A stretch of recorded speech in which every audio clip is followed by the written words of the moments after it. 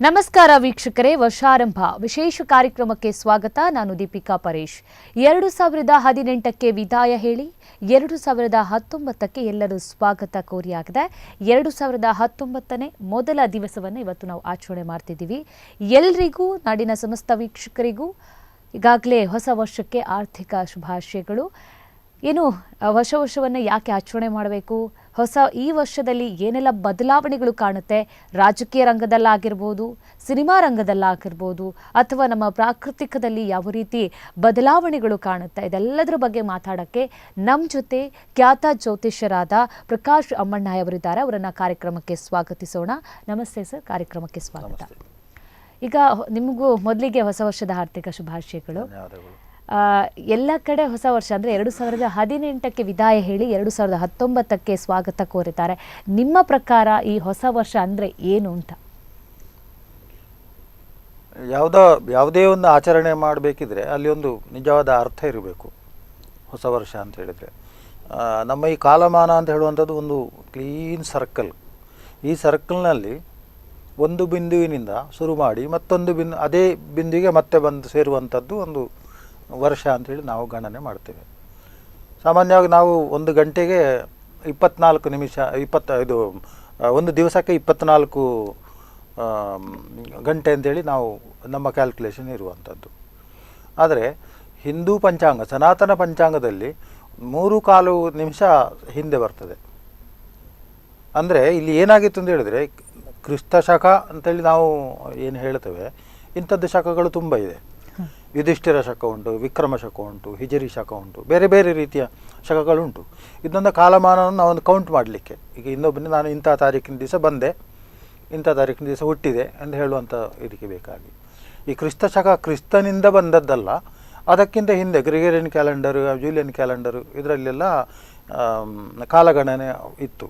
ಅವರು ಕೂಡ ದೊಡ್ಡ ದೊಡ್ಡ ಜ್ಯೋತಿಷ ವಿದ್ವಾಂಸರೇ, ಆಸ್ಟ್ರೋನಾಮರ್ಸ್, ಆಸ್ಟ್ರಾಲಜಿ ಬಗ್ಗೆ ಸಾಕಷ್ಟು ಸ್ಟಡಿ ಮಾಡಿದವರು. ಅಲ್ಲಿ ಏನಾಯಿತು, ಈ ಒಂದು ಹೊಸ ವರ್ಷವನ್ನು ಆಚರಣೆ ಮಾಡಬೇಕಿದ್ರೆ ಒಂದು ಹಂತ ಮುಗಿಬೇಕು. ಸಾಮಾನ್ಯವಾಗಿ ಮೊದಲು ಕೃಷಿಗೆ ಭಾಳ ಪ್ರಾಧಾನ್ಯತೆ ಕೊಡ್ತಾಯಿದ್ರು. ಆ ಕೃಷಿ ಕೆಲಸಾದಿಗಳೆಲ್ಲ ಮುಗೀತದೆ. ಮುಗಿದ ನಂತರ ಎಲ್ಲ ಊರಿನವರೆಲ್ಲ ಒಗ್ಗಟ್ಟಾಗಿಕೊಂಡು ಆ ಒಂದು ವರ್ಷವನ್ನು ಆಚರಣೆ ಮಾಡುವಂಥದ್ದು. ಯಾವಾಗ ಆಚರಣೆ ಮಾಡೋದು ಅಂತ ಹೇಳಿದರೆ, ಈಗ ನಾವು ಮಕರ ಸಂಕ್ರಮಣವನ್ನು ಹೇಗೆ ಆಚರಣೆ ಮಾಡ್ತೇವೆ ಅದೇ ರೀತಿಯಲ್ಲಿ ಹಿಂದೆ ರವಿಯು ಉತ್ತರಾಯಣಕ್ಕೆ ಪ್ರಾರಂಭ ಕಾಲ ಇದು ಮಕರ ಸಂಕ್ರಮಣ ಅಂತ ಹೇಳಿದರೆ, ಅಲ್ಲಿಯೂ ಕೂಡ ಅದೇ ರೀತಿ ಪ್ರಾರಂಭವಾಗಿದ್ದ. ಅವರಿಗೆ ಕೇಂದ್ರ ಬಿಂದು ಆಗಿದ್ದದ್ದು ರವಿ. ಇನ್ನು ಚಂದ್ರನು ಕೂಡ ಕೇಂದ್ರ ಬಿಂದು ಆಗಿದ್ದ. ನಮ್ಮಲ್ಲಿ ಸೌರಮಾನದ ಪ್ರಕಾರದಲ್ಲಿ, ಚಾಂದ್ರಮಾನದ ಪ್ರಕಾರದಲ್ಲಿ ಯುಗಾದಿಗಳನ್ನು ವಿಷು ಆಚರಣೆ ಮಾಡ್ತೇವೆ. ಹಾಗೆ ಅಲ್ಲಿ ರವಿಯನ್ನೇ ಕೇಂದ್ರವಾಗಿ ಇಟ್ಟುಕೊಂಡಿದ್ದರು. ಇಲ್ಲಿ ನಮ್ಮ ಗಂಟೆಯ ದಿನಗಳಿಗೂ, ಅಂದರೆ ಒಂದು ದಿನಕ್ಕೆ 24 ಗಂಟೆ. ನಮ್ಮ ಕಾಲಮಾನದಲ್ಲಿ 23, 56 ಬರ್ತದೆ. ಅಲ್ಲಿ ವ್ಯತ್ಯಾಸ ಬರಲಿಕ್ಕೆ ಶುರುವಾಗ್ತದೆ. ಈಗ ನಿಜವಾಗಿ ಉತ್ತರಾಯಣ ಪ್ರಾರಂಭ ಆಗೋದು ಡಿಸೆಂಬರ್ 22ಕ್ಕೆ, ಈ ಸಲ 21ಕ್ಕೆ ಪ್ರಾರಂಭ ಆಗುವಂಥದ್ದು. ಒಂದು ಕಾಲದಲ್ಲಿ ಜನವರಿ 14ಕ್ಕೆ ಪ್ರಾರಂಭವಾಗಿತ್ತು. ಆಗ ಕ್ರಿಸ್ತಪೂರ್ವ ಒಂದು 350 ವರ್ಷಗಳ ಹಿಂದೆ ಈ ಸಂಕ್ರಮಣದ ಆಚರಣೆ ಇತ್ತು, ಮಕರ ಸಂಕ್ರಮಣ ಕಾಲದಲ್ಲಿ. ನಂತರ ಮರುದಿವಸದಿಂದ ಹೊಸ ವರ್ಷ ಅಂತ ಹೇಳುವಂಥ ಆಚರಣೆ ಪ್ರಾರಂಭ ಆಯಿತು. ಯಾವಾಗ ಅವರು 24 ಗಂಟೆಯನ್ನೇ ತಗೊಂಡ್ರ, ಆಗ ಅವರು ಇದ್ದಲ್ಲಿಯೇ ಇದ್ದರು, ನಾವು ಹಿಂದೆ ಬರ್ತಾ ಇದ್ದೇವೆ. ನಮ್ಮ ಕಾಲಮಾನ ಪ್ರಕಾರದಲ್ಲಿ ನಾವು ನವಗ್ರಹ ರೀತಿಯನ್ನು ನೋಡುವಂಥದ್ದು, ಅದರಲ್ಲಿ ಪ್ರಧಾನವಾಗಿ ಸೂರ್ಯನನ್ನು ಇಟ್ಟುಕೊಳ್ಳೋದು. ಆ ಸೂರ್ಯನ ಗಣನೆಯ ಪ್ರಕಾರದಲ್ಲಿ ನಾವು ಹೊಸ ವರ್ಷನ ಆಚರಣೆ ಮಾಡ್ತೇವೆ. ಅಂದರೆ ಈ ಜನವರಿ ಆದಿ ಮಾಡುವಂತಹ ಹೊಸ ವರ್ಷವು, ನಾವು ಮಾಡುವಂಥ ಹೊಸ ವರ್ಷವು ಉದ್ದೇಶ ಒಂದೇ.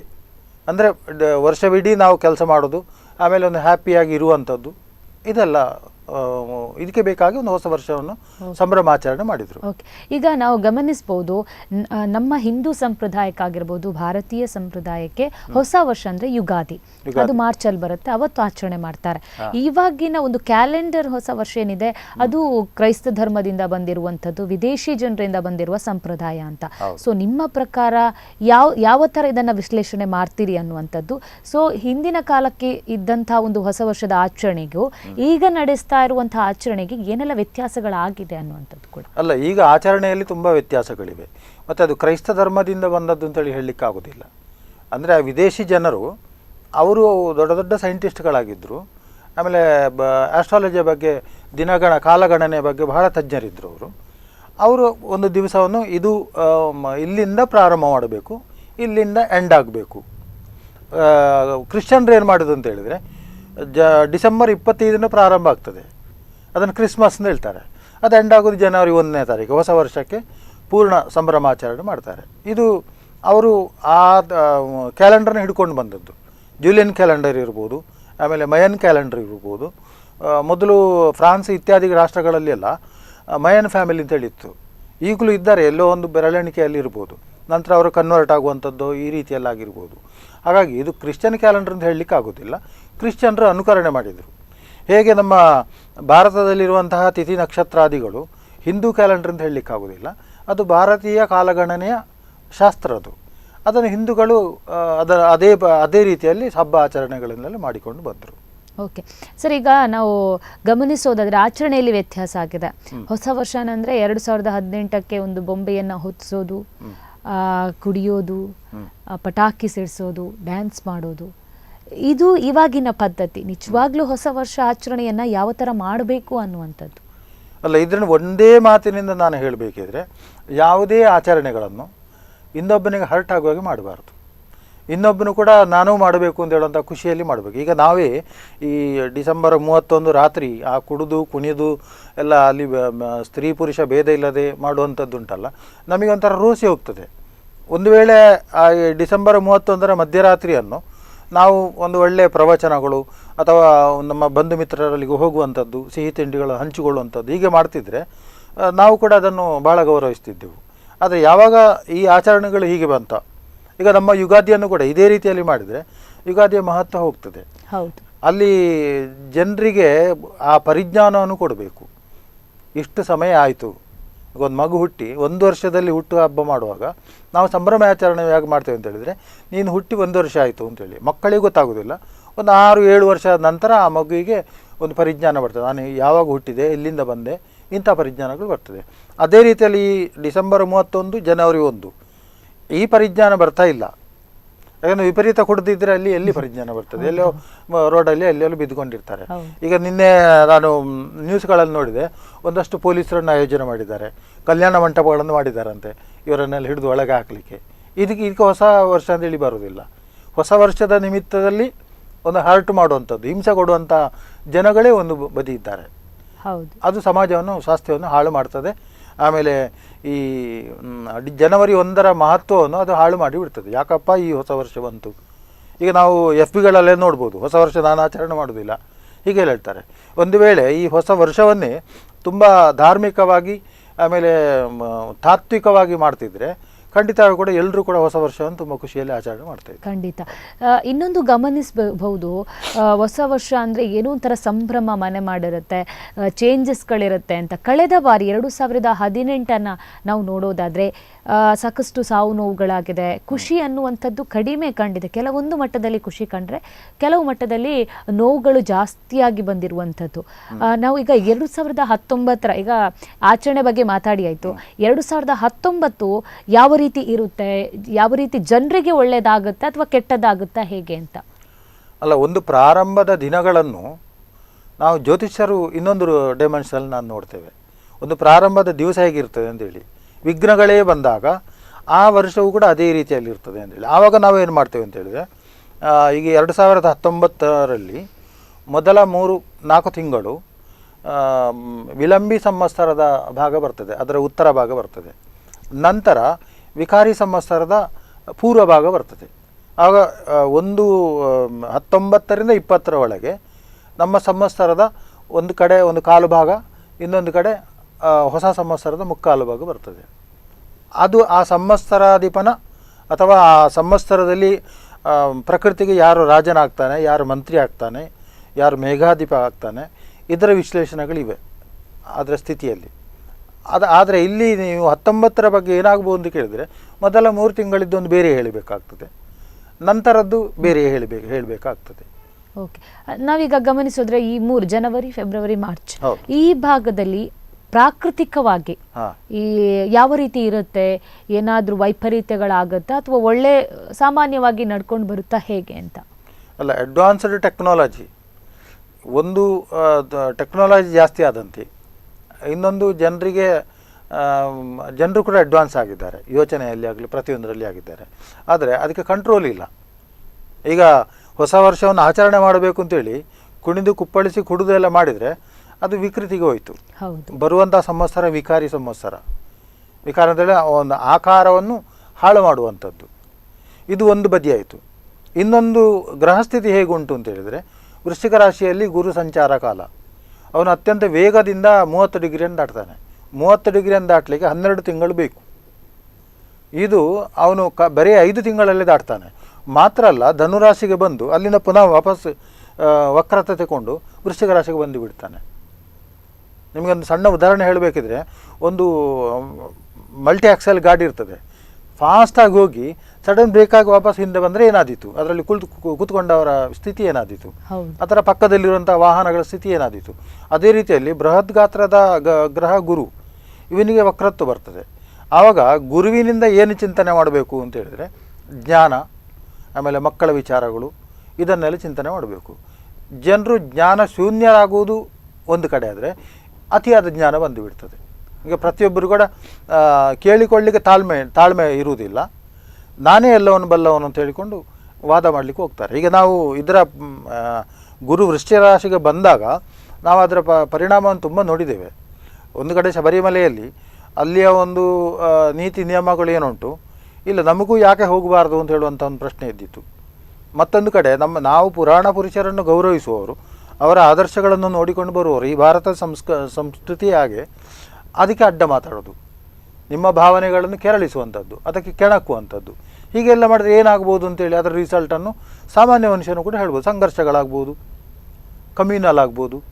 ಇನ್ನು ಅಷ್ಟಾಗುವ ಯಾವುದೇ ಕೆಲವು ಕಮ್ಯುನಿಟಿಯ ಕೆಲವು ದುಷ್ಟರಿರ್ತಾರೆ, ಅವರು ಅದಕ್ಕೆ ಅವರಿಗೆ ಬೆಂಬಲ ಕೊಡ್ತಾರೆ, ಅವರು ಇನ್ನಷ್ಟು ಜಾಸ್ತಿ ಮಾತಾಡಿಸ್ತಾರೆ. ಹೀಗೆಲ್ಲ ತೊಂದರೆಗಳು ಬರ್ತದೆ ಒಂದು.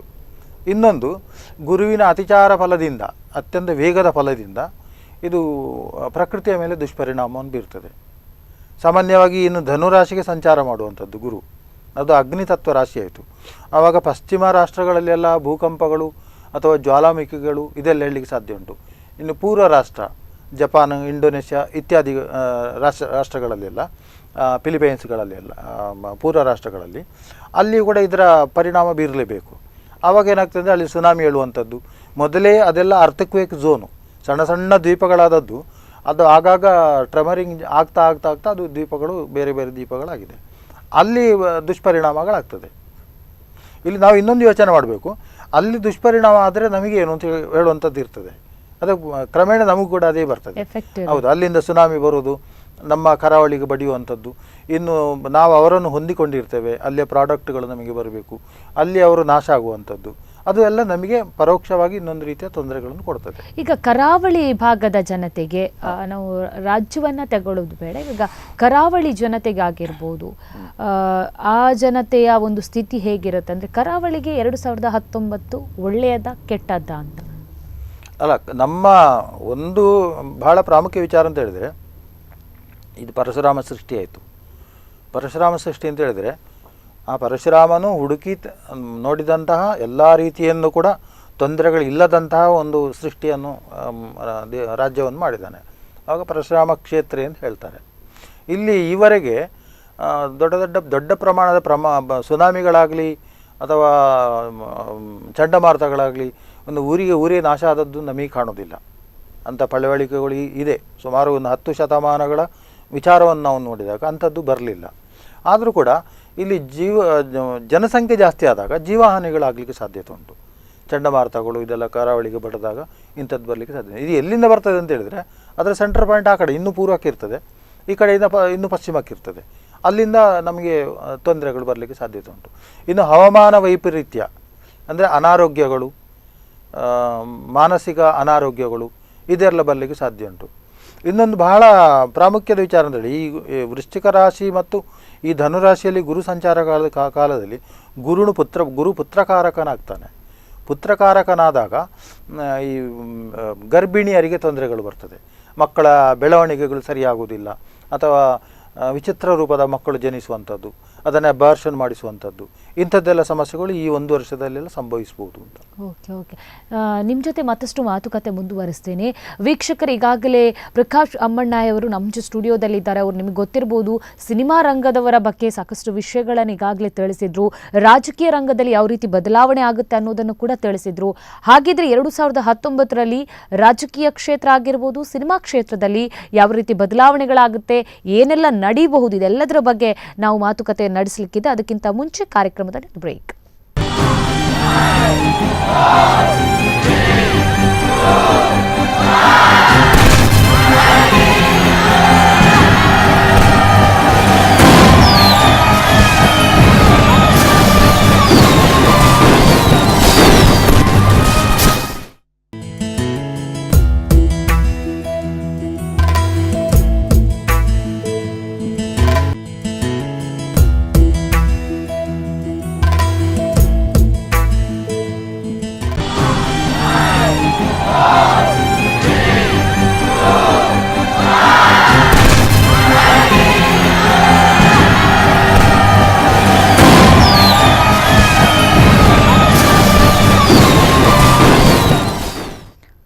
ವಿರಾಮದ ನಂತರ ವರ್ಷಾರಂಭ ವಿಶೇಷ ಕಾರ್ಯಕ್ರಮಕ್ಕೆ ಮತ್ತೊಮ್ಮೆ ಸ್ವಾಗತ. ಈಗಾಗಲೇ ನಮ್ಮ ಜೊತೆ ನಮ್ಮ ಸ್ಟುಡಿಯೋದಲ್ಲಿ ಖ್ಯಾತ ಜ್ಯೋತಿಷ್ಯರಾದ ಪ್ರಕಾಶ್ ಅಮ್ಮಣ್ಣಾಯ್ ಅವರು ಇದ್ದಾರೆ. ಅವ್ರ ಜೊತೆ ಮಾತುಕತೆ ಮತ್ತಷ್ಟು ಮುಂದುವರ್ಸಕ್ಕಿದೆ.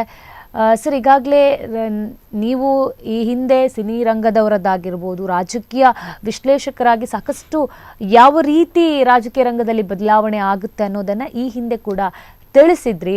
ಸಿನಿಮಾ ರಂಗದಲ್ಲಿ ಈಗ ಅಂಬರೀಷ್ ಸಾವಿನ ವಿಚಾರದಲ್ಲೂ ನೀವು ಸಾಕಷ್ಟು ಒಂದು ಹೇಳಿದ್ದುಂಟು. ಸೊ ಹಾಗಿದ್ರೆ 2019ರಲ್ಲಿ ರಾಜಕೀಯ ಕ್ಷೇತ್ರದಲ್ಲಿ ಏನೆಲ್ಲ ಬದಲಾವಣೆಗಳು ಆಗುತ್ತೆ ಅನ್ನುವಂಥದ್ದು, ಇನ್ನೇನು ಲೋಕಸಭಾ ಚುನಾವಣೆ ಕೂಡ ಹತ್ರ ಬರ್ತಾ ಇದೆ. ಸೊ ಏನೆಲ್ಲ ಪರಿಣಾಮಗಳು ಬೀರುತ್ತೆ 2019ರಲ್ಲಿ ಅಂತ? ಪ್ರತಿ ಮನುಷ್ಯನಲ್ಲಿಗೆ ಒಂದು ನಿರ್ದಿಷ್ಟವಾದ ಗುಣಗಳಿರ್ತದೆ, ಒಬ್ಬೊಬ್ಬರಿಗೆ ಒಂದೊಂದು ರೀತಿಯ ಗುಣಗಳಿರ್ತದೆ. ಇದೇನಾಗ್ತದೆ ಅಂದರೆ ಉದ್ದೀಪನಗೊಳ್ತದೆ. ಈಗ ರಾಹು ಇನ್ನು ಫೆಬ್ರವರಿ ಮಾರ್ಚಿಗೆ ಮಿಥುನ ರಾಶಿಯನ್ನು ಪ್ರವೇಶ ಮಾಡೋದು ಉಚ್ಚ ಸ್ಥಿತಿಗೆ. ಆವಾಗ ಜಾಸ್ತಿ ಆಂಗ್ಸೈಟಿ ಆಗ್ತಾರೆ, ಉದ್ವೇಗಕ್ಕೊಳಗಾಗುವಂಥದ್ದು. ಈ ಉದ್ವೇಗಕ್ಕೊಳಗಾಗುವಂತಹ ಸಂದರ್ಭ ಹೇಗಿರ್ತದೆ ಅಂತೇಳಿದರೆ ಚುನಾವಣೆ. ಈ ಚುನಾವಣೆಯಲ್ಲಿ ನಾವು ಏನಾದರೂ ಮಾಡಿ ಗೆದ್ದೇ ಗೆಲ್ಲಬೇಕು ಅಂತ ಹೇಳುವಂಥ ಆಟ ಇರ್ತದೆ. ಒಂದಷ್ಟು ಹಣ ಹಾಕಿರ್ತಾರೆ, ಖರ್ಚು ಮಾಡಿರ್ತಾರೆ, ಇನ್ನು ಅವರ ಪ್ರತಿಷ್ಠೆಯ ಬಗ್ಗೆ ಅವರು ಯೋಚನೆ ಮಾಡ್ತಾರೆ. ಹೀಗೆ ಆಗುವಾಗ ಅವರು ಏನು ಮಾಡ್ತಾರೆ ಅಂತ ಹೇಳಿದ್ರೆ, ಈ ಭಾರತೀಯತೆಯ ಮೂಲ ಧರ್ಮದ ವಿಚಾರ ಏನಿದೆ ಅದಕ್ಕೆ ಪ್ರಿಫರೆನ್ಸ್ ಕಡಿಮೆ ಕೊಡ್ತಾರೆ. ಅಲ್ಲಿ ಇವರು ತಾನೇ ಗೆಲ್ಲಬೇಕು ಅಂತ ಹೇಳುವಂಥ ಮಟ್ಟಕ್ಕೆ ಹೋಗ್ತಾರೆ. ಅವಾಗ ಏನು ಮಾಡ್ತಾರೆ, ಏನೇನೋ ಅಸಂಬದ್ಧ ಪರಸ್ಪರ ಕಲಹಗಳ ಮಾತು, ಕಾಂಟ್ರವರ್ಸಿಯಲ್ ಟಾಕಿಂಗ್, ಇಂಥದ್ದೆಲ್ಲ ಆಗ್ತದೆ. ಅದು ಕೊನೆಗೆ ಅಲ್ಲಿಯೂ ಕೂಡ ತನ್ನ ಪ್ರತಿಷ್ಠೆಯನ್ನು ಜಾಸ್ತಿ ಮಾಡಲಿಕ್ಕೆ ಬೇಕಾಗಿ ಅವ್ರು ಏನು ಮಾಡ್ತಾರೆ ಅಂತ ಹೇಳಿದ್ರೆ, ಅದಕ್ಕೆ ಬೆಂಬಲ ಯಾರು ಕೊಡ್ತಾರೆ ಅಂತಹ ಮನುಷ್ಯರನ್ನು ಅವರು ಸಂಪರ್ಕಿಸ್ತಾರೆ. ಇಲ್ಲಿ ಏನು ಬೇಕಾದರೂ ಆಗ್ಬೋದು. ಈಗ ನನ್ನದೊಂದು ಹೆಸರು ಬರಬೇಕು ಅಂತೇಳಿ, ತುಂಬ ಹೆಸರು ಬರಬೇಕು, ನಾನು ಸಾಹಸದಲ್ಲಿ ಬೆಂಕಿಯನ್ನು ಆರಿಸುವ ಅಂತೇಳಿ ಸುಮ್ಮನೆ ಯಾರೋ ಬಡವನ ಮನೆಗೆ ಬೆಂಕಿ ಕೊಟ್ಟು ಬಿಡೋದು, ನಂತರ ನಾನೇ ಹೋಗೋದು, ಪಂಪ ಗಿಂಪು ತಗೊಂಡೋಗಿ ಹೋಗುವಂಥದ್ದು. ಈ ರೀತಿಯ ವಿದ್ಯಮಾನಗಳು ನಡಿಬೋದು. ಯಾಕೆಂದರೆ ವಿಕಾರಿ ಸಂವತ್ಸರ ಬರುವಂಥದ್ದು ಮುಂದಕ್ಕೆ. ಇಲ್ಲೆಲ್ಲ ಜನರ ಮನೋಭಾವನೆಗಳು ವಿಕಾರತ್ವಕ್ಕೆ ತಿರುಗ್ತದೆ.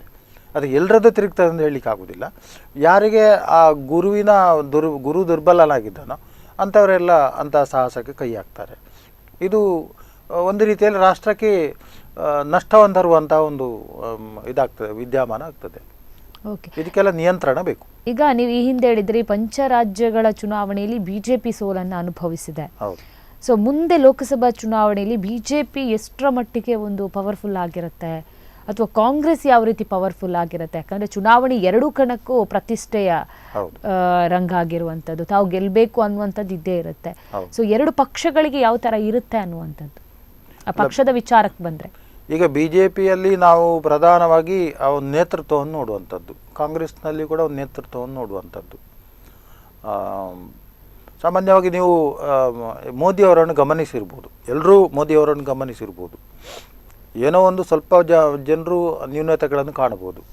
ಆದರೆ ನನ್ನ ಮನೋಭಾವನೆ ಪ್ರಕಾರ ನಾನು ನೋಡಿದಂತಹ ರೂಪಗಳು, ಮೋದಿ ಎಕ್ಸೈಟ್ ಆಗೋದಿಲ್ಲ. ಅವರ ತತ್ವ ಹೇಗೆ ಅಂತೇಳಿ ಫೇಲ್ಯೂರ್ ಇಸ್ ಆನ್ ಎಕ್ಸ್ಪೀರಿಯನ್ಸ್ ಅಂತೇಳಿ, ಒಂದು ಫೇಲ್ ಆಗುವಂಥದ್ದು. ಈಗ ಅವರಿಗೆ ದಶೆಯಲ್ಲಿ ಬುಧ ಭುಕ್ತಿ ನಡೆಯುವಂಥದ್ದು.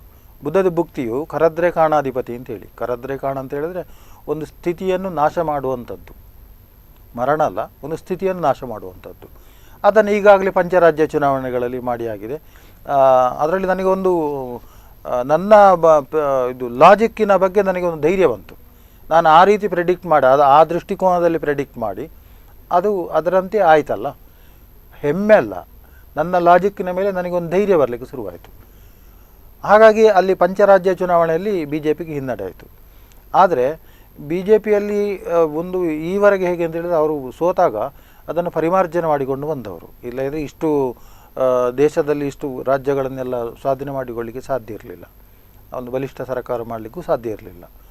ಈಗ ಅವರು ಏನು ಮಾಡ್ತಾರೆ, ಆ ಪರಿಮಾರ್ಜನೆ ಮಾಡಿಕೊಳ್ತಾರೆ. ಇನ್ನು ಕಾಂಗ್ರೆಸ್ನಲ್ಲಿ ಹೇಳಬೇಕಿದ್ರೆ, ಕಾಂಗ್ರೆಸ್ನಲ್ಲಿ ರಾಹುಲ್ ಗಾಂಧಿ ಪ್ರಧಾನ ವ್ಯಕ್ತಿಯಾಗಿರ್ತಾರೆ. ಆದರೆ ಅಲ್ಲಿಯೂ ಕೂಡ ಸಾಕಷ್ಟು ಒಳಜಗಳಗಳು ಇತ್ಯಾದಿಗಳು ಇವೆ, ಇಲ್ಲ ಅಂತ ಹೇಳಿಲ್ಲ.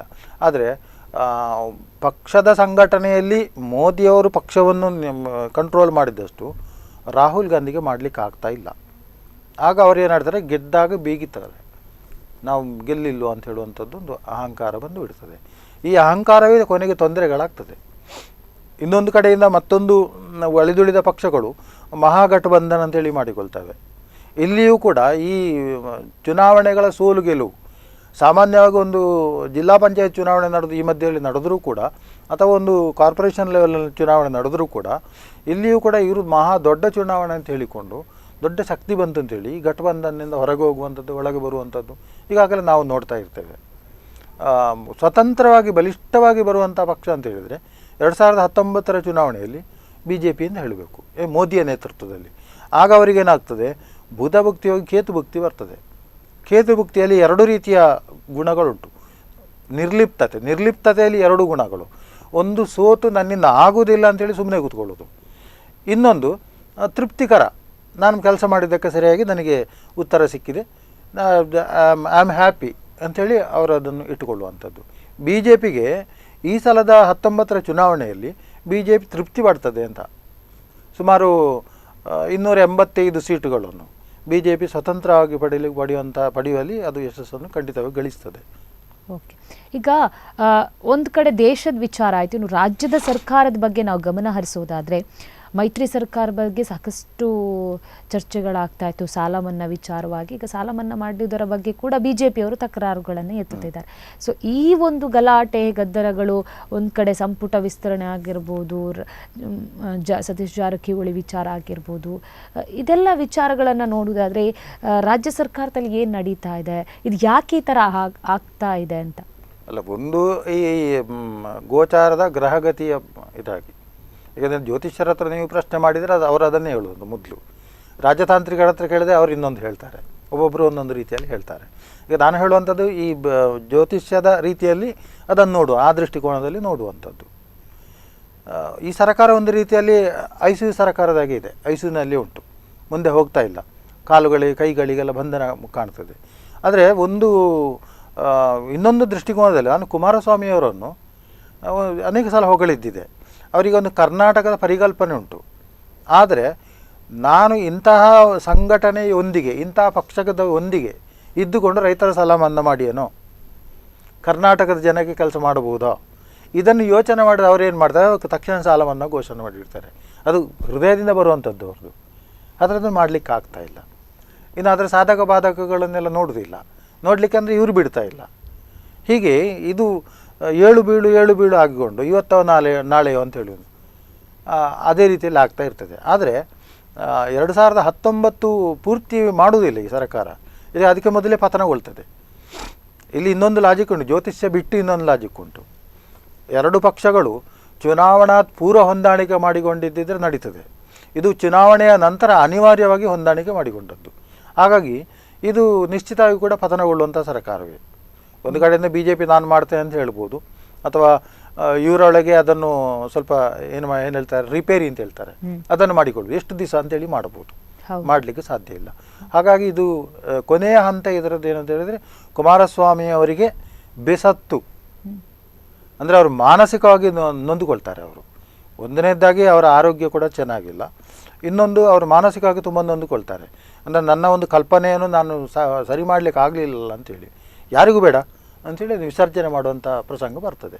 ಓಕೆ, ಈಗ ನಾವು ಇನ್ನೊಂದು ಗಮನಿಸೋದಾದರೆ ಇತ್ತೀಚಿನ ರಾಜಕೀಯ ಬೆಳವಣಿಗೆಗಳು ಎಲ್ಲಿ ಬಂದು ಮುಟ್ಟುತ್ತೆ ಅಂತ ಈಗ ರಾಜ್ಯ ಸರ್ಕಾರದೇ ನಾವು ಗಮನಿಸೋದಾದರೆ ಒಬ್ಬರ ಮೇಲೆ ಒಬ್ಬರು ಗೂಬೆ ಕೂರಿಸುವಂಥದ್ದು ಆಗಿರ್ಬೋದು. ಅಲ್ಲ, ಇದು ಒಂದು ಪೇಪರನ್ನು ಹಿಡ್ಕೊಂಡು 2 ಜನ ಎಳ್ಕೊಂಡಾಗಿ ಏನಾಗ್ತದೆ, 2 ಜನವೂ ಬಿಡುವುದಿಲ್ಲ, ಪೇಪರೇ ಹರಿದೋಗಿ ಬಿಡ್ತದೆ, ಸರ್ಕಾರವೂ ಬಿದ್ದೋಗಿ ಬಿಡ್ತದೆ, ಯಾರಿಗೂ ಇಲ್ಲ ಅಂತ ಹೇಳಿ. ಸೊ ಇದರಿಂದ ರೈತರ ಪರಿಸ್ಥಿತಿ ಏನಾಗಬೇಡ, ಜನರ ಪರಿಸ್ಥಿತಿ ಯಾವ ರೀತಿ ಒಂದು ಮಟ್ಟಕ್ಕೆ ಬಂದು ನಿಲ್ಲುತ್ತೆ ಅಂತ.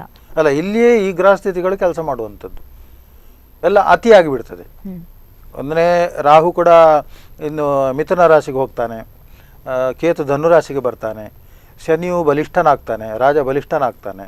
ಈ ವಿದ್ಯಮಾನಗಳೆಲ್ಲ ಒಟ್ಟಿಗೆ ಸೇರಿದಾಗ ಇಲ್ಲಿ ಒಂದು ರೀತಿ ಅತಂತ್ರ ಪರಿಸ್ಥಿತಿ ಇನ್ನಷ್ಟು ಅತಂತ್ರಗೊಂಡು ಕೆಲವು ರೈತರ ಆತ್ಮಹತ್ಯೆ ಮಾಡಿಕೊಳ್ಳುವಂತಹ ಪ್ರಸಂಗಗಳು ಈಗಾಗಲೇ ಸಾಕಷ್ಟು ನಡೆದಿದೆ. ಆದರೆ ಇನ್ನೂ ಕೂಡ ಜಾಸ್ತಿ ಆಗುವಂತಹ ಸಂದರ್ಭಗಳು, ಇನ್ನು ಕಮ್ಯುನಲ್ ಈ ಪರಸ್ಪರ ಕೋಮು ದ್ವೇಷಗಳನ್ನು ಇವರು ಒಳಗಿಂದೊಳಗೆ ಅವರಿಗೆ ಅವರನ್ನು ಹೈಲೈಟ್ ಮಾಡ್ತಾ ಇರ್ತಾರೆ.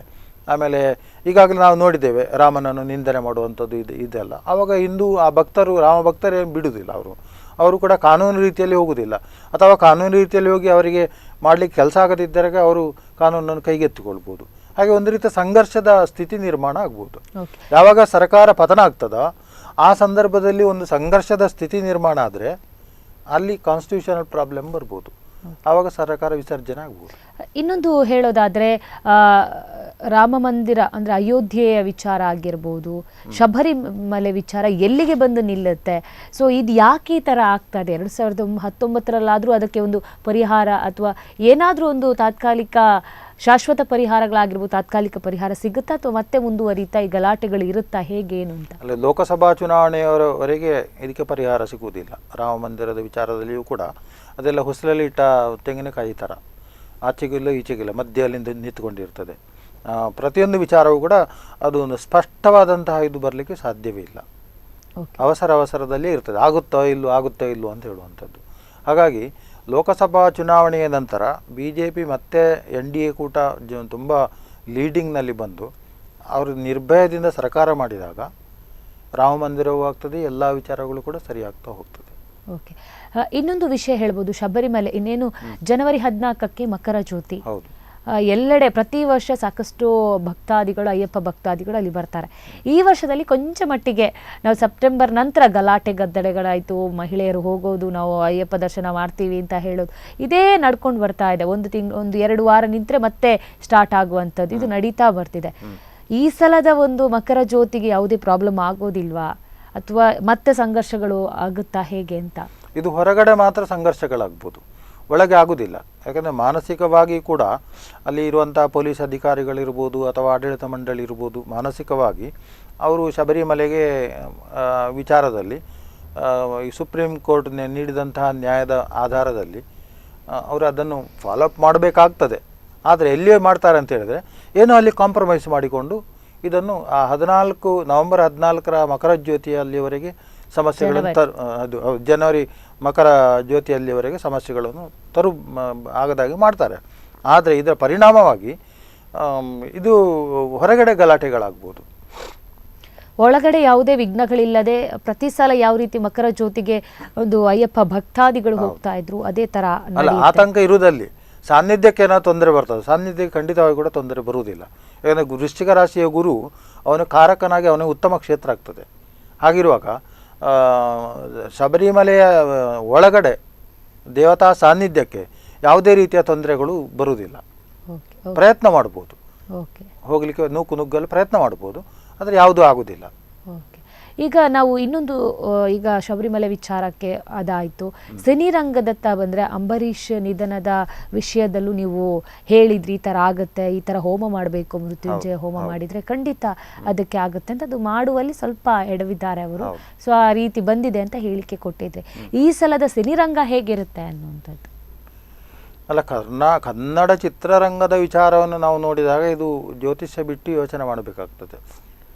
ಇಲ್ಲಿ ಕನ್ನಡಾಭಿಮಾನಗಳು ಕಡಿಮೆ ಆಗಿದೆ. ತಮಿಳು ತೆಲುಗಿಗೆಲ್ಲ ಹೋಲಿಸಿದಾಗ ಕನ್ನಡ ಅಭಿಮಾನಗಳು ಕಡಿಮೆ ಆಗಿದೆ.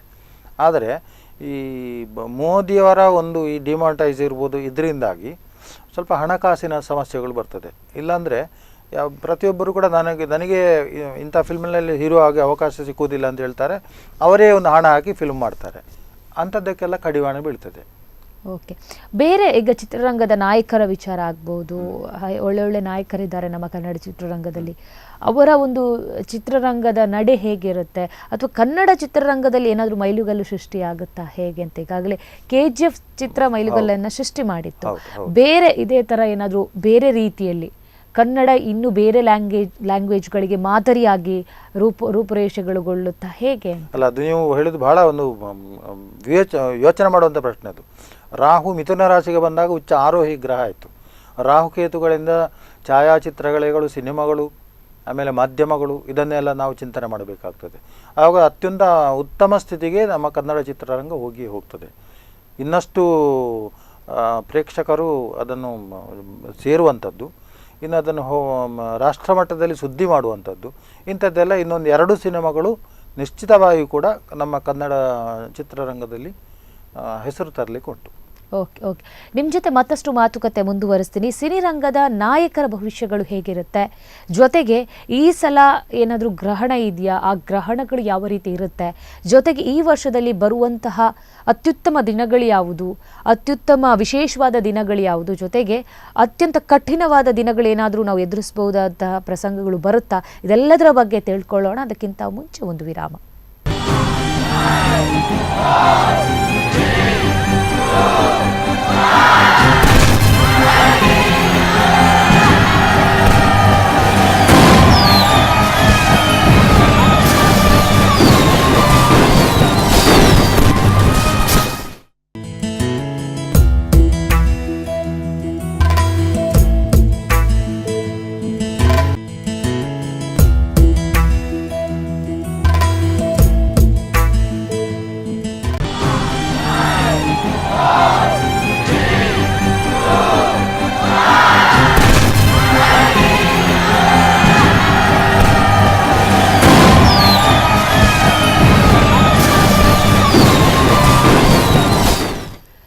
ವರ್ಷಾರಂಭ ವಿಶೇಷ ಕಾರ್ಯಕ್ರಮಕ್ಕೆ ಮತ್ತೊಮ್ಮೆ ಸ್ವಾಗತ. ಈಗಾಗಲೇ ರಾಜ್ಯಕ್ಕೆ ಆಗಿರ್ಬೋದು, ಚಿತ್ರರಂಗದ ವಿಷಯಗಳ ಬಗ್ಗೆ ಸಾಕಷ್ಟು ರೀತಿಯಲ್ಲಿ ನಮಗೆ ಪ್ರಕಾಶ್ ಅಮ್ಮಣ್ಣ ಅವರು ತಿಳಿಸಿಕೊಟ್ಟಿದ್ದಾರೆ.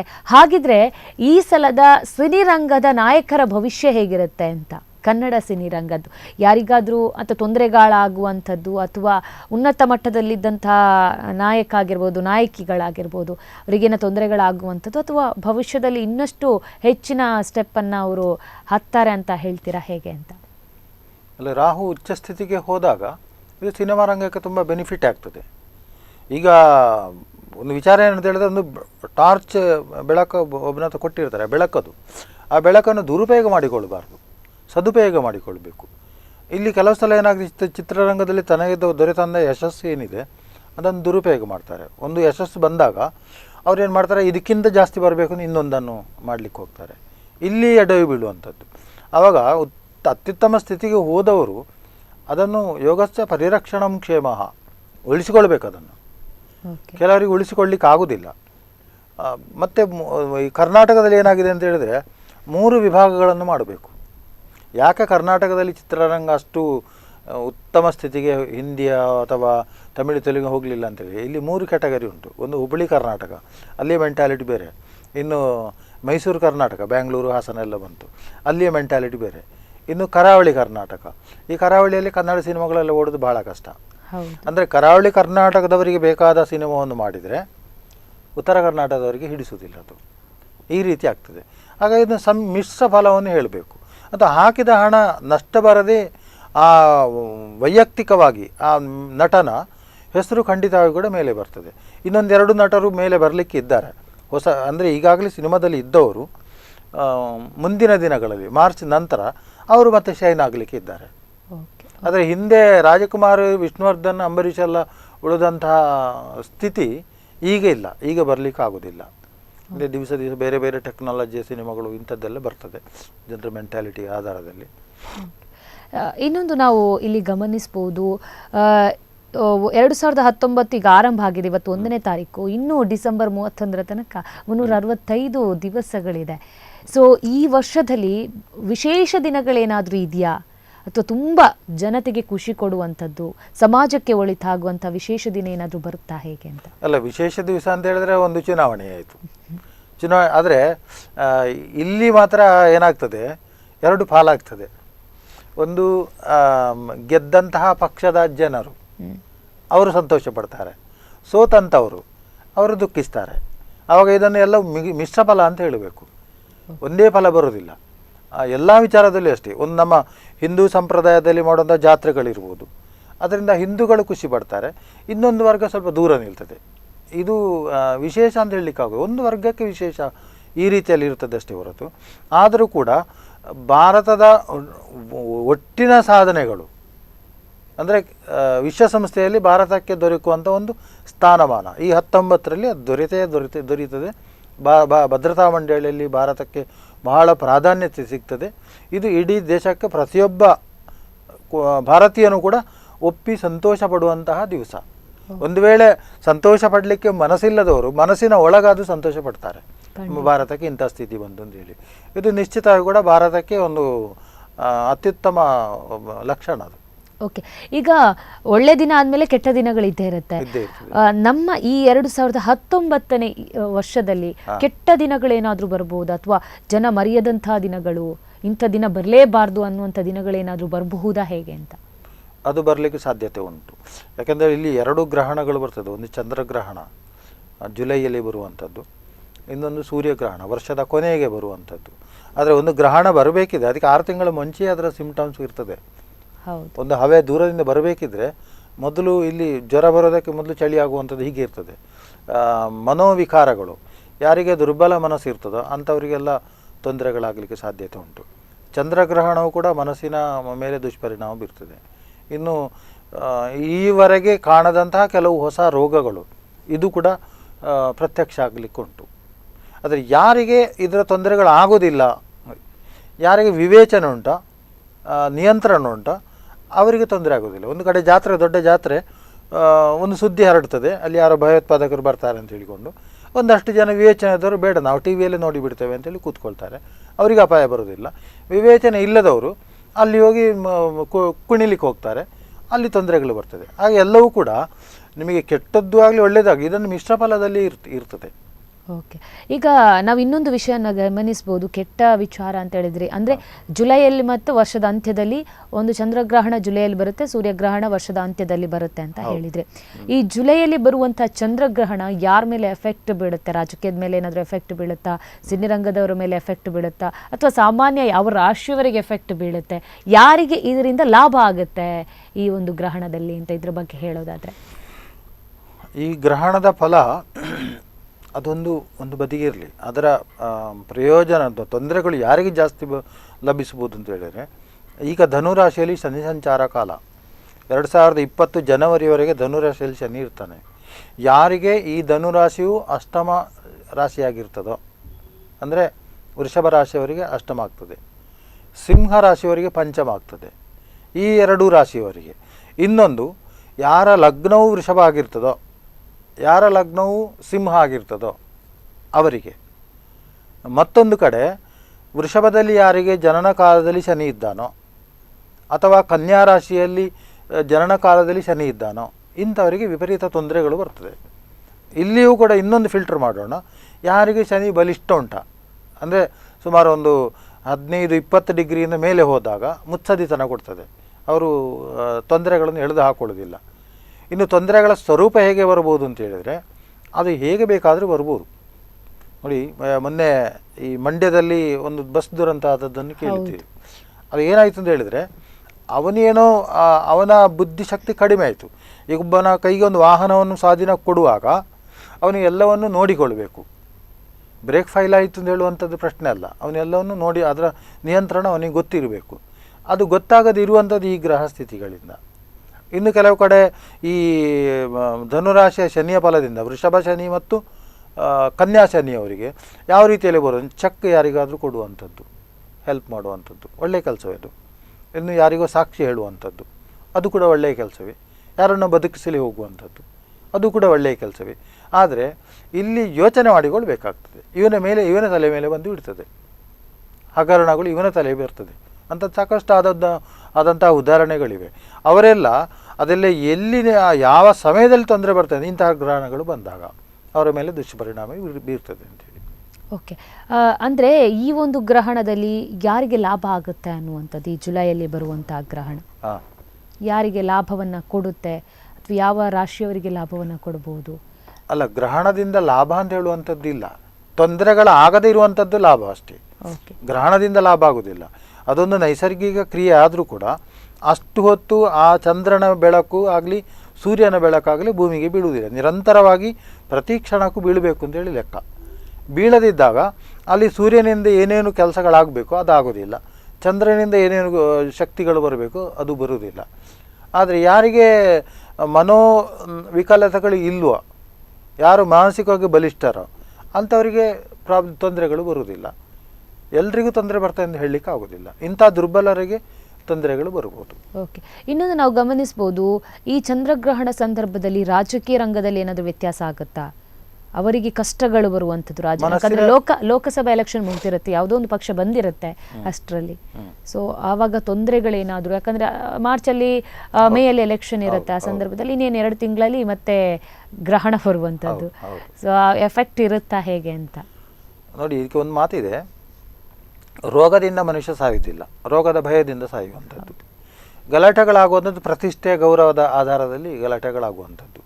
ಇಲ್ಲಿ ಸೀಟು ಹಂಚಿಕೆಗಳ ವಿಚಾರದಲ್ಲಿ ಇರ್ಬೋದು, ಅಥವಾ ಗೆದ್ದ ಮೇಲೆ ಅವರಿಗೆ ಮಂತ್ರಿ ಪದವಿಗಳನ್ನು ಕೊಡುವಂಥದ್ದು, ನಿಗಮ ಮಂಡಳಿಗೆ ಕೊಡುವಂಥದ್ದು, ನನಗೆ ಬೇಕೇ ಬೇಕು ಅಂತ ಹೇಳುವಂಥದ್ದು. ಅದೇ ಹಠಗಳು ಈ ಗ್ರಹಣದ ಕಾಲದಲ್ಲಿ, ಗ್ರಹಣದ ನಂತರ, ಗ್ರಹಣಾತ್ ಪೂರ್ವ 1-2 ತಿಂಗಳ ಹಿಂದೆ ಅಥವಾ ಗ್ರಹಣದ ನಂತರ 1-2 ತಿಂಗಳ ನಂತರ ಅದು ಹೈಲೈಟ್ ಆಗ್ತದೆ. ಯಾಕೆ ನನಗೆ ಕೊಡಲಿಲ್ಲ? ಆವಾಗ ಅವನ ಪರಿವಾರದವರು ಕೂಡ ಅಣ್ಣ ನಿನಗೆ ಸಿಗಬೇಕಾಗಿತ್ತು, ಅವರು ನಿನಗೆ ಮೋಸ ಮಾಡಿದರು ಅಂತೇಳಿ ಇಂಥ ಒಂದು ಪೊಳ್ಳು ಮಾತುಗಳನ್ನೆಲ್ಲ ಕೇಳಿಕೊಂಡು ಇವನೇನು ಮಾಡ್ತಾರೆ ಅಂದರೆ ಒಂದು ಪಕ್ಷದಿಂದ ಹೊರಗೆ ಹೋಗುವಂಥದ್ದು, ಅಥವಾ ಪಕ್ಷದ ಒಳಗೆ ಇದ್ದುಕೊಂಡು ಅನ್ಯಾಯ ಮಾಡುವಂಥದ್ದು, ಅಭಿವೃದ್ಧಿಗೆ ತೊಂದರೆ ಮಾಡುವಂಥದ್ದು. ಇದು ಈ ವಿಕಾರಿ ಸಂವತ್ಸರದ ಫಲ. ವಿಕಾರಿ ಅಂತ ಹೇಳಿದ್ರೆ ಅದನ್ನೊಂಥರ ಮನೋವಿಕಾರಕ್ಕೆ ಹೋಗುವಂಥದ್ದು. ಅಲ್ಲಿಗೆ ಸರಿಯಾಗಿ ರಾಹು ಕೂಡ ಉಚ್ಚ ಸ್ಥಿತಿಗೆ ಬಂದಾಗ ಈ ದೋಷಗಳೇನುಂಟು ಅದು ವಿಪರೀತಕ್ಕೆ ಹೋಗ್ತದೆ. ಓಕೆ, ಇನ್ನೊಂದು ನಾವು ಹೇಳಬೇಕು, ಈಗ 2 ವರ್ಷವನ್ನು ಕಂಪೇರ್ ಮಾಡು, 2018 ಮತ್ತು 2019ಕ್ಕೆ ನಾವು ಹೋಲಿಕೆ ಮಾಡಿದರೆ ಕಳೆದ ವರ್ಷ ಅಂದರೆ 2018 ಒಳ್ಳೆಯದ ಅಥವಾ 2018ಕ್ಕಿಂತ 2019 ಒಳ್ಳೆಯ ವರ್ಷ ಅಂದರೆ ಎಲ್ಲ ರಾಜಕೀಯ ರಂಗ ಆಗಿರ್ಬೋದು, ಸಿನಿಮಾ ಕ್ಷೇತ್ರ ಆಗ್ಬೋದು, ಸಾಮಾಜಿಕ ಎಲ್ಲ ರೀತಿಯಲ್ಲಿ ನಾವು ಗಮನಿಸೋದಾದರೆ 2018ಕ್ಕಿಂತ 2019 ಒಳ್ಳೆಯದ ಕೆಟ್ಟದ ಅನ್ನುವಂಥದ್ದು? ಇದು ಹೇಳಲಿಕ್ಕಾಗೋದಿಲ್ಲ. ಯಾಕೆಂದರೆ ಪ್ರತಿದಿನವೂ ಕೂಡ ಎಲ್ಲ ರುಚಿಗಳು ಇರ್ತದೆ.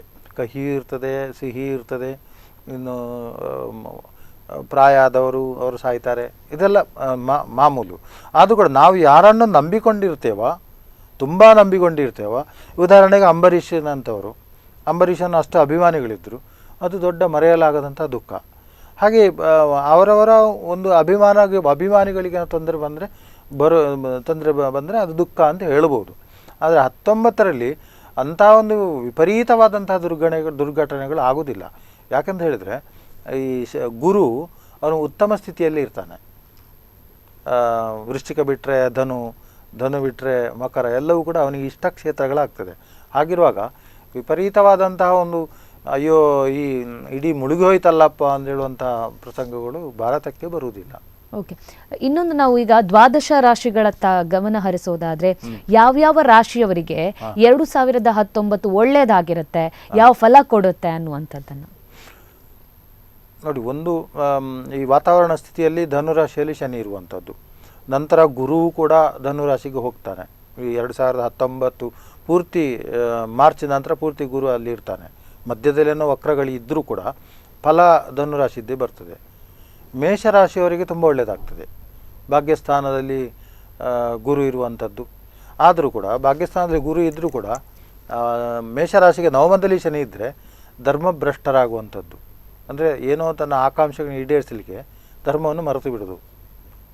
ನಾನೊಬ್ಬ ಬ್ರಾಹ್ಮಣನಾಗಿ ನನಗೆ ತುಂಬ ಆಸೆ ಆಗ್ತದೆ ಯಾವುದು ಮಾಂಸ ತಿನ್ನಬೇಕು ಅಂದರೆ ತಿಂದು ಬಿಡೋದು. ಈ ರೀತಿಯ ಇದು ನಡೀಬೋದು. ಇನ್ನು ವೃಷಭ ರಾಶಿಯವರಿಗೆ ಏನಾಗ್ತದೆ ಅಂತ ಹೇಳಿದರೆ ಗುರುವು ಕೂಡ ಅಷ್ಟಮ ರಾಶಿ, ಬುದ್ಧಿಶೂನ್ಯರಾಗುವಂಥದ್ದು. ಇನ್ನು ಶನಿಯು ಕೂಡ ಅಷ್ಟಮ ಸ್ಥಿತಿಯಲ್ಲಿರುವಂಥದ್ದು, ಅವರಿಗೂ ಕೂಡ ತೊಂದರೆ ಬರ್ತದೆ. ಇನ್ನು ಮಿಥುನ ರಾಶಿಯವರಿಗೆ ಸಪ್ತಮದಲ್ಲಿ ವ್ಯವಹಾರ ಕ್ಷೇತ್ರದಲ್ಲಿ ತುಂಬ ತೊಂದರೆಗಳಾಗುವಂಥದ್ದು. ಗುರು ಈಗ ಸದ್ಯಕ್ಕೆ ಈಗಿನ ಪರಿಸ್ಥಿತಿಯಲ್ಲಿ ತೊಂದರೆಗಳಾದರೂ ಕೂಡ ಮಾರ್ಚ್ ನಂತರ ಒಂದು ರೀತಿಯ ರಿಲ್ಯಾಕ್ಸ್ ಉಂಟು, ಅವರಿಗೆ ಒಂದು ಸೊಲ್ಯೂಷನ್ ಸಿಗ್ತದೆ. ಕರ್ಕಾಟಕಕ್ಕೆ ತುಂಬ ಒಳ್ಳೆಯದು, ಕರ್ಕಾಟಕ ರಾಶಿಯವರಿಗೆ ತುಂಬ ಒಳ್ಳೆಯದಾಗ್ತದೆ. ಸಿಂಹರಾಶಿಯವರಿಗೆ ಬಂಧು ಕಲಹಗಳು, ವೃಥಾ ನಿಷ್ಠುರ ಬರುವಂಥದ್ದು, ಅಪಾದ ಬರುವಂಥದ್ದು ಇಂಥದ್ದೆಲ್ಲ ಬರ್ಬೋದು. ಆದರೂ ಕೂಡ ಗುರು ವೃಶ್ಚಿಕ ರಾಶಿಗೆ ಧನುರಾಶಿಗೆ ಬಂದಾಗ ತುಂಬ ಒಳ್ಳೆಯದಾಗ್ತದೆ, ಅವರಿಗೆ ಗೌರವಾದರಗಳು ಇಂಥದ್ದೆಲ್ಲ ಲಭಿಸುವುದು. ಇನ್ನು ಕನ್ಯಾ ರಾಶಿಯನ್ನು ತಗೊಂಡಾಗ ನಾವು ಪ್ರಧಾನವಾಗಿ ನಿಧಾನ ಹೋಗುವಂಥ ಗ್ರಹರನ್ನೇ ಹೇಳುವಂಥದ್ದು, ಸ್ಲೋ ಹೋಗುವಂಥ ಗ್ರಹರದ್ದು ಹೇಳುವುದಿಲ್ಲ. ಕನ್ಯಾ ರಾಶಿಗೆ ಬಂದಾಗ ಚತುರ್ಥದಲ್ಲಿ ಶನಿ ಇರುವಂಥದ್ದು, ಉದಾಸೀನಗಳು ಇದೆಲ್ಲ ಬರ್ತದೆ. ಆದರೂ ಕೂಡ ಗುರು ಇದು ಧನುರಾಶಿಗೆ ಬಂದುಬಿಟ್ರೆ ಉದ್ಯೋಗ ಮತ್ತು ಕ್ಷೇತ್ರ ಪರಿವರ್ತನೆಗಳು ಅಥವಾ ಭೂಮಿ ತೆಗೆಯುವಂಥದ್ದು ಇಂಥದ್ದೆಲ್ಲ ಆಗ್ಬೋದು. ತುಲಾರಾಶಿಯವರಿಗೆ ಗುರು ಈಗ ಚೆನ್ನಾಗಿದೆ, ಆದರೆ ಮಾರ್ಚ್ ನಂತರ ಒಂದು ರೀತಿ ಆತಂಕ ಸ್ವಭಾವ ಬಂದುಬಿಡೋದು, ಆಗುತ್ತೋ ಇಲ್ಲೋ ಅಂತ ಹೇಳುವಂಥ ಭಯ. ಅವರು ಅದನ್ನೆಲ್ಲ ಅವರ ಜಾತಕವನ್ನು ಆ ಕಾಲಕ್ಕೆಲ್ಲ ಪರೀಕ್ಷೆ ಮಾಡಿಸಿಕೊಂಡು ಹೋಗಬೇಕು. ವೃಶ್ಚಿಕ ರಾಶಿಯವರಿಗೆ ಈಗ ಸಾಮಾನ್ಯ ಫಲ ಆದರೂ ಕೂಡ ಮಾರ್ಚ್ ನಂತರ ತುಂಬ ಚೆನ್ನಾಗಿದೆ, ಗುರು ದ್ವಿತೀಯದಲ್ಲಿ ಬರುವಂಥದ್ದು. ಧನುರಾಶಿಯವರಿಗೆ ಗುರು ಜನ್ಮದಲ್ಲಿ ಬರುವಂಥ ಈಗ ಇರುವಂಥ ಸ್ಥಿತಿಯಿಂದ ಸ್ವಲ್ಪ ಒಳ್ಳೆಯದಾಗ್ತದೆ. ಇನ್ನು ಮಕರಕ್ಕೆ ಶನಿ ವ್ಯಯದಲ್ಲಿರುವಂಥದ್ದು, ವ್ಯಯದಲ್ಲಿ ಸ್ವಲ್ಪ ಖರ್ಚುಗಳು ನಷ್ಟಗಳು ಇತ್ಯಾದಿ ಕಾಣಬಹುದು. ಆಮೇಲೆ ಗುರುವು ಕೂಡ ಈಗ ಲಾಭಸ್ಥಿತಿಯಲ್ಲಿದ್ದರೂ ಕೂಡ ಗುರುವು ಕೂಡ ಧನುರಾಶಿಗೆ ಬಂದಾಗ ಅಲ್ಲಿ ಇನ್ನಷ್ಟು ಖರ್ಚುಗಳಿಗೆ ದಾರಿಗಳಾಗ್ತದೆ. ಕುಂಭರಾಶಿಯವರಿಗೆ ತುಂಬ ಒಳ್ಳೆ ಟೈಮ್ ಆಗ್ತದೆ, ತುಂಬ ಅಂತೇಳಿದ್ರೆ ತುಂಬ ಅವರ ಸಾಧನೆಗಳು ಏನೇನು ಸಾಧನೆ ಮಾಡಿದಾರೋ ಆಯಾಯ ಕ್ಷೇತ್ರಗಳಲ್ಲಿ ಅವರಿಗೆ ತುಂಬ ಲಾಭಗಳಾಗಲಿಕ್ಕೆ ಉಂಟು. ಇನ್ನು ಮೀನರಾಶಿಯವರಿಗೆ ಕರ್ಮಸ್ಥಾನದಲ್ಲಿ ಗುರು ಸತ್ಕಾರ್ಯಗಳನ್ನು ಮಾಡುವಂಥದ್ದು, ಮಾರ್ಚ್ ನಂತರ ಕರ್ಮಸ್ಥಾನದಲ್ಲಿ ಗುರು ಬರುವಂಥದ್ದು. ಇನ್ನು ಶನಿ ಸ್ವಲ್ಪ ಹಾರ್ಡ್ ವರ್ಕಿಂಗ್ ಇಂಥದ್ದೆಲ್ಲ ಆಗ್ಬೋದು. ಓಕೆ, ಈಗ ದ್ವಾದಶ ರಾಶಿಯ ಬಗ್ಗೆ ಹೇಳಿದ್ದು, ಯಾವುದೇ ಒಂದು ಸಮಸ್ಯೆ ಬಂದರೂ ಅದಕ್ಕೆ ಪರಿಹಾರ ಅಂತ ಇದ್ದೇ ಇರುತ್ತೆ. ಸೊ 2019ರಲ್ಲಿ ಏನು ಮಾಡಬೇಕು ಜನರು? ಈಗ ಕಷ್ಟಗಳು, ಅದು ಗ್ರಹಗತಿಗಳು ಚೇಂಜ್ ಆದಾಗ ಇಂಥ ಕಷ್ಟಗಳು ಬರುತ್ತೆ, ಏನು ಮಾಡಬೇಕಾಗತ್ತೆ? ಸೊ ಏನು ಮಾಡಿದರೆ ಅಂಥ ಕಷ್ಟಗಳನ್ನು ಸ್ವಲ್ಪ ಮಟ್ಟಿಗೆ ದೂರ ಮಾಡಬಹುದು ಅನ್ನುವಂಥದ್ದು. ಇದಕ್ಕೆ ಆಯಾಯ ತಜ್ಞರು ಯಾರು ಇರ್ತಾರೆ ಅವರ ಹತ್ರನೇ ಸಲಹೆ ಹೊಡೆಯಬೇಕು. ಈಗ ನೋಡಿ, ಟ್ರೀಟ್ಮೆಂಟ್ಗಳಲ್ಲಿ ಎರಡು ವಿಧ, ಒಂದು ಸಮಸ್ಯೆ ಬಂದಾಗ ಎರಡು ವಿಧ. ಒಂದು ಔಷಧೋಪಚಾರಗಳಿರ್ಬೋದು ಅಥವಾ ಪೂಜೆ ಪುರಸ್ಕಾರಾದಿಗಳಿರ್ಬೋದು ಅಂಥದ್ದು. ಇನ್ನೊಂದು ಥೆರಪಿ. ತುಂಬ ಚಳಿ ಆಗ್ತದೆ, ಅದಕ್ಕೆ ಬೇಕಾದಂಥ ಆವರಣಗಳನ್ನು ಮಾಡಿಕೊಂಡು ಇನ್ನೂ ಸಾಧ್ಯ ಇಲ್ಲ, ಮನೆಯೊಳಗೆ ಬೆಂಕಿ ಹಾಕಿಕೊಂಡು ಕೂತ್ಕೊಳ್ಳುವಂಥದ್ದು. ಇದು ಒನ್ ಕೈಂಡ್ ಆಫ್ ಥೆರಪಿ. ಹಾಗಾಗಿ ಜನರು ಎಕ್ಸೈಟ್ ಆಗಬಾರ್ದು, ನಾನು ಹೋಗ್ತೇನೆ ಈ ರೀತಿಯಲ್ಲಿ ಇರಬಾರ್ದು. ಇನ್ನೊಂದು ಮಾನಸಿಕ ಥೆರಪಿ ಉಂಟು. ಅವರು ಯೋಚನೆ ಮಾಡಬೇಕು, ಏನಾದೀತು ಹೋದರೆ ಪರಿಣಾಮ. ಒಂದು ಸಮಸ್ಯೆ ಕೆಲವು ದಿವಸ ಮಾತ್ರ ಇರ್ತದೆ, ಪರ್ಮನೆಂಟಾಗಿ ಇರುವುದಿಲ್ಲ. ಇವರೇನು ಮಾಡ್ತಾರೆ, ಆ ಕೆಲವು ದಿವಸಗಳಂತೇಳಿ ಅದನ್ನು ನಿವಾರಣೆ ಮಾಡಲಿಕ್ಕೆ ಹೊರಟೋಗ್ಬಿಡ್ತಾರೆ. ಕೆಲವೊಮ್ಮೆ ನಾವು ಸುಮ್ಮನೆ ಕೂತ್ಕೊಳ್ಳುವಂಥದ್ದು ಒಳ್ಳೆಯದು.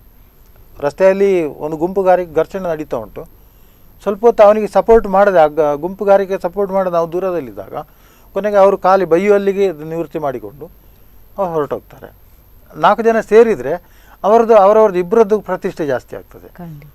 ಹಾಗಾಗಿ ನಮಗೆ ತಾಕತ್ತು ಇದ್ದರೆ, ಧೈರ್ಯ ಇದ್ದರೆ, ನಮ್ಮ ಹತ್ರ ಬಲ ಇದ್ದರೆ ಅವರು 2 ಜನರನ್ನು ಕೂಡ ಬದಿಗೆ ಸರಿಸಿ ಅಲ್ಲಿ ಕೂಡ ನಾವು ಉತ್ತಮ ವಾತಾವರಣವನ್ನು ನಿರ್ಮಾಣ ಮಾಡ್ಬೋದು. ಓಕೆ, ಕೊನೆಯದಾಗಿ ವೀಕ್ಷಕರಿಗೆ ಏನು ಹೇಳಕ್ಕೆ ಇಷ್ಟಪಡ್ತೀರಾ? 2019 ಬಂದಾಗಿದೆ, ಸ್ವಾಗತ ಮಾಡಿ ಆಗಿದೆ. ಸೊ ಈ ವರ್ಷ ಹೇಗಿರಬೇಕು ಅನ್ನುವಂಥದ್ದನ್ನು ಕೊನೆಯದಾಗಿ ವೀಕ್ಷಕರಿಗೆ. ವೀಕ್ಷಕರೆಲ್ಲರಿಗೂ ಕೂಡ ನಾನು ಒಂದು ಒಳ್ಳೆಯ ಮಾತು ಹೇಳುವಂಥದ್ದು ಅಂತ ಹೇಳಿದ್ದು, ಸಾಮಾನ್ಯವಾಗಿ ನನ್ನ ಜೀವನದಲ್ಲಿ ಕೂಡ ಅಳವಡಿಸಿಕೊಂಡು ಸಾಧ್ಯ ಇದ್ದಷ್ಟು ಅಳವಡಿಸ್ಕೊಂಡು ಬಂದಿದ್ದೇನೆ. ವಿನಾ ದೈನ್ಯೇನ ಜೀವನಂ, ಯಾಚನೆ ಮಾಡದಂಥ ಜೀವನವನ್ನು ಕೊಡು ಅಂತೇಳಿ ದೇವರ ಹತ್ರ ಕೇಳಬೇಕು. ಯಾಕೆಂದರೆ ನನಗೆ ಮಕ್ಕಳನ್ನು ಕೊಡು, ಶ್ರೀಮಂತಿ ಕೊಡು, ಇದೆಲ್ಲ ಕೊಟ್ಟರೆ ನಿಮ್ಮ ಅಂಗಡಿಗಳಲ್ಲಿ ಸಿಕ್ಕಿದಾಗ ಒಂದು ಉಚಿತ ಕೊಡ್ತಾರೆ, ಅದರ ಜೊತೆಗೆ ಸಂಪತ್ತು ಕೊಟ್ಟರೆ ಅದನ್ನು ರಕ್ಷಣೆ ಮಾಡಿಕೊಳ್ಳಿಕ್ಕೆ ಆಗೋದಿಲ್ಲ, ಅಲ್ಲಿ ದುಃಖ ಬರ್ತದೆ. ವಿನಾ ದೈನ್ಯೇನ ಜೀವನಂ, ಯಾರ ಹತ್ರ ಕೂಡ ಕೇಳದಂಥ ಸ್ವತಂತ್ರ ಜೀವನವನ್ನು ಕೊಡು, ಈ ವರ್ಷ ಇಡೀ ನಮಗೆ ಅಂಥದ್ದು ಬರಲಿ ಅಂಥೇಳಿ ನಾವು ದೇವರ ಹತ್ರ ಕೇಳಬೇಕು. ಅಲ್ಲದೆ ಈ 2019 ಪ್ರತಿದಿನವೂ ಕೂಡ ನಮಗೆ ಒಂದು ಸಂತಸದ ಸುದ್ದಿಯನ್ನು ತರುವಂತಾಗಲಿ.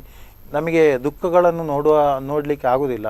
ಒಂದು ದುಃಖಗಳನ್ನು ನಾವು ನೋಡಿದರೆ ನಾವು ಕೂಡ ದುಃಖಿತರಾಗ್ತೇವೆ. ಅಂತಹ ದುಃಖದ ವಾತಾವರಣ ಈ ದೇಶದಲ್ಲಿ ಬರುವುದು ಬೇಡ. ಎಲ್ಲರೂ ಕೂಡ ಚೆನ್ನಾಗಿರಬೇಕು. ಸರ್ವೇ ಜನ ಸುಖಿನೋ ಭವಂತು ಅಂತ ಹೇಳುವಂಥ ನಮಗೆ ಹೇಳುವಂಥ ಪ್ರತಿದಿನದ ಮಂತ್ರ ಅದು ಅರ್ಥಗರ್ಭಿತವಾಗಿ ಅದಕ್ಕೆ ದೇವರ ಅನುಗ್ರಹ ಇರಲಿ ಅಂತ ಹೇಳಿಕೊಂಡು ನಾನು ವೀಕ್ಷಕರಿಗೆಲ್ಲ ಒಳ್ಳೆಯದನ್ನು ಬಯಸ್ತೇನೆ. ಓಕೆ, ಧನ್ಯವಾದ ಸರ್. ಇಲ್ಲಿ ತನಕ ಬಂದು ಯಾವೆಲ್ಲ ಒಂದು ರಾಜಕೀಯ ಆಗಿರ್ಬೋದು, ಸಿನಿ ರಂಗ ಆಗಿರ್ಬೋದು, ಅಥವಾ ನಮ್ಮ ಪ್ರಕೃತಿಯಲ್ಲಿ ಯಾವೆಲ್ಲ ಬದಲಾವಣೆಗಳಾಗುತ್ತೆ, ಜೊತೆಗೆ ಗ್ರಹಣದಲ್ಲಿ ಯಾರಿಗೆ ಕೆಟ್ಟ ಫಲಗಳಾಗುತ್ತೆ ಅನ್ನೋದರ ಬಗ್ಗೆ ಸಾಕಷ್ಟು ವಿಷಯಗಳನ್ನು ತಿಳಿಸ್ಕೊಟ್ಟಿದ್ದೀರಿ. ನಿಮಗೆ ಧನ್ಯವಾದ.